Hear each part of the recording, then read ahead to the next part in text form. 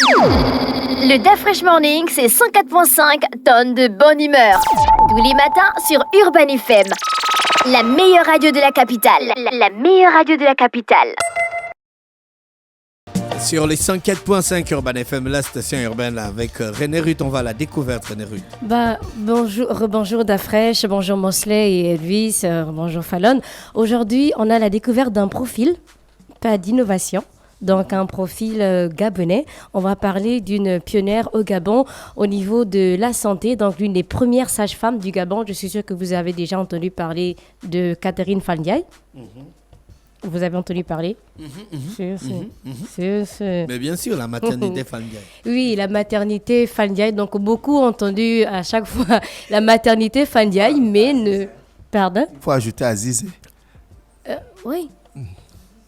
Donc, après, tu vas aussi dire Catherine. Donc, aujourd'hui, on va parler de Catherine Azizé Fall Ndiaye, qui est née le 6 mai 1924, donc à Brazzaville. C'est une figure emblématique de la santé au Gabon. Mosley, parce que tu avais un regard un peu menaçant là. Donc, c'est l'une des premières sages-femmes du pays. Ce n'est pas la première, mais c'est l'une des premières sages-femmes du pays. Et sinon, c'est la plus célèbre parce que son parcours a non seulement ouvert la voie à d'autres femmes dans le domaine, mais également contribué au développement du système de santé au Gabon. Donc, comme je l'ai dit, Catherine Azizé Fall Ndiaye est issue d'un mélange culturel parce que sa mère, c'est une Gabonaise d'ethnie Mpongwe et son père est français originaire du Sénégal, d'où le nom Catherine Azizé Fall Ndiaye. Donc son éducation a commencé en Guinée-Conakry où elle a terminé ses études primaires avant de poursuivre sa formation à Dakar au Sénégal. Donc elle a réussi le concours d'entrée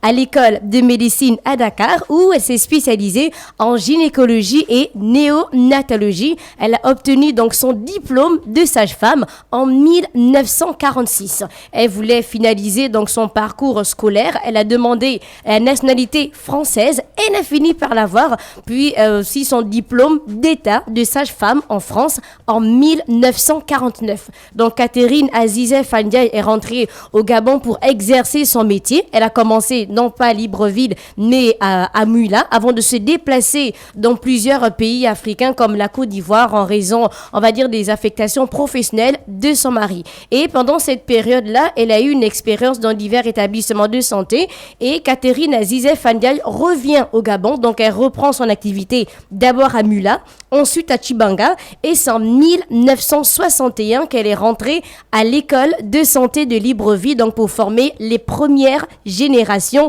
de sages-femmes et d'infirmières gabonaises qui vont travailler plus tard à l'hôpital général de Libreville. Donc elle n'était pas que sage-femme, elle a aussi occupé certains postes. Elle était par exemple directrice adjointe de l'école nationale de santé.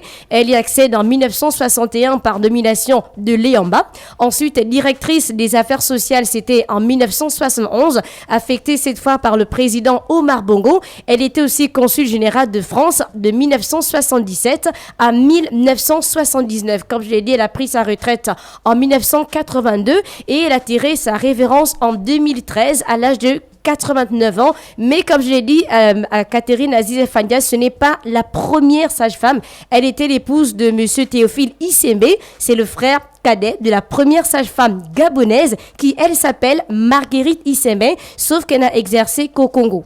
D'où on dit au Gabon que la première sage-femme, c'est Catherine Azizé Fall Ndiaye, mais avant elle, il y en a une gabonaise qui s'appelait Marguerite Issembe. Donc, si vous allez, par exemple, à l'hôpital général, vous allez voir la maternité Azizé Fall Ndiaye, d'où le nom de cette femme qui officiellement est la première sage-femme et aussi la plus connue au Gabon. Donc, aujourd'hui, on a découvert le profil de Madame Catherine Azizé Fall Ndiaye. Merci René Ruth avec nous ce matin sur les 104.5 Urban FM, la station urbaine dans le DAF Fresh Morning, le réveil matinal, le pilote de la capitale sur la radio, la pilote de la capitale. On va en musique. Je ne sais pas pourquoi moi, Slem me regarde comme ça. Je ne sais pas ce qu'il a, sérieusement. Le DAF Fresh Morning, c'est 104.5 tonnes de bonne humeur. Tous les matins sur Urban FM. La meilleure radio de la capitale. La meilleure radio de la capitale.